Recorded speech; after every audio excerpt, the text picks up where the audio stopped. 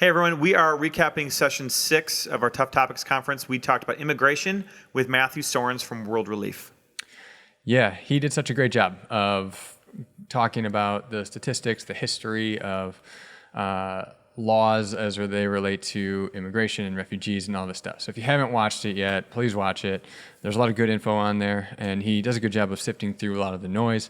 I'd encourage you to follow him, and encourage you to pick up his book and all of that stuff, and check out World Relief and their website for that statistical information. That's not what we're going to talk about here. The first thing that I think we should address is to talk about how the biblical imperatives of caring for the foreigner, caring for the alien among you are very prevalent, especially throughout the Old Testament, and we shouldn't take those things lightly. And we shouldn't stop our biblical theology at the door of politics in this case, especially, that there is a precedent for us to care for the foreigner, and that can look different based on our political ideologies, etc.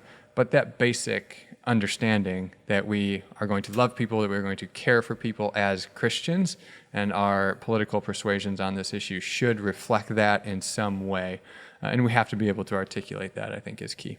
Yeah, and it's interesting that he talked about a little bit too. We learned about how it's become sort of a racialized thing, at least for people in our country, to talk about immigration and our views on that.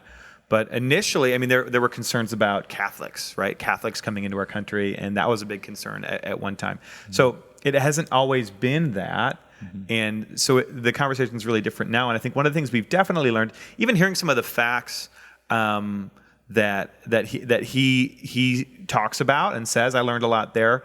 But some of the digging that those conversations and others like it have caused me to do on my own as well. One of the things that's become clear to me is that there's a lot of issues that are this way, of course, but this is an issue where if we look at the way it's become politicized and our media, right? And you've got your left media, you got your right media, however you want to describe them. They really have no interest in accurately depicting what's happening with immigration. There's no that doesn't benefit them in any way to accurately depict it. What benefits them is to create a specific narrative that causes more reaction, right? So with this one in particular, I think I've just been blown away at how much the actual information of what's actually happening is just of no interest mm-hmm. to these entities that give us most of our information about it. Mm-hmm. And so you kind of have to do some digging and understand that, and then on top of that, like you said a little bit, to do that digging from a Christian framework of, hey, what are my top priorities here? My top priorities should be Christian priorities. My top priorities shouldn't be the economy or my perception of what this is going to do to our country, so much as how are we supposed to treat humans and advocate for the treatment of humans as followers of Jesus. Yeah, I think both sides of this tend to paint immigrants, refugees as either villains or as angels. Right. And they can use specific stories or statistics to make that case. And we as Christians have to have a good biblical theology of the human being. So we shouldn't be surprised to find that, yes, some immigrants do commit an illegal activity. We shouldn't be surprised when we hear that. Of course they do. We're all a mix of good and evil, and we shouldn't be surprised when we find this in immigrants and refugees, of course. And as Christians, we have to be aware of how we're using those cases and those stories to perhaps either confirm our original bias or our political persuasions without actually thinking through well, yeah, these are people, and thinking through our theology of personhood in a right way. Yeah, so and we look at that and it causes increased polarization too, because one person saying this is what represents, this hero is emblematic of immigrants, or this villain is emblematic of immigrants, and in reality neither is. But on top of that, we don't need that. We don't need a narrative to tell us how to treat people. We already have that backbone of our theology of who God says that we are, and who says that all humans are. That we don't need that. And it's okay for us to just leave that by the wayside as we as we process this and, okay, how should I talk about this? How should I think about this? And yeah, so that part of it's really fascinating too. It's like we can almost separate ourselves from it completely and just say, okay, is there a need for some border security? Of course.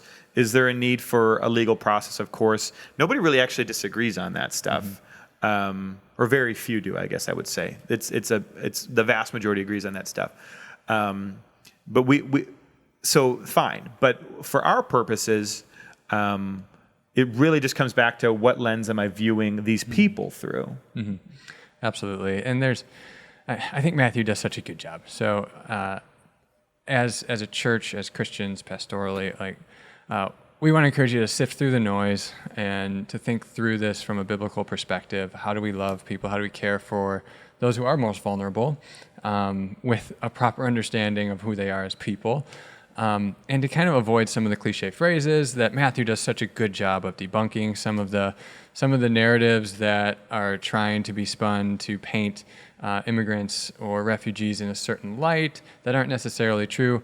We're not going to go through those, but just sift through those and seek out the right data, listen to the history of this issue, and think through it in a biblical perspective is what we would encourage you to do, and to not allow the political persuasions to trump your biblical perspective. Yeah, and I would encourage you to revisit it. Like for me, I had some assumptions that were untrue, and you might as well. So don't assume like, okay, what I already know, and now I'm going to try to apply a biblical lens to that.